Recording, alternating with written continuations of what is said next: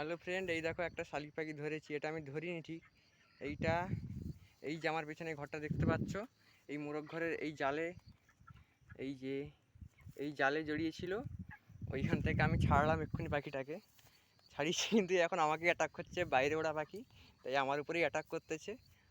এটা এই আমাদের বাড়ির পাশে একজন মুরগি চাষ করেছে, তাদের মুরগি ঘরে কুকুর মুরগিকে মারে বলে ওই জাল দিয়েছে, কিন্তু ওখানে একটা নিরীহ প্রাণী জড়েছিল, ওটাকে আমি ছাড়লাম।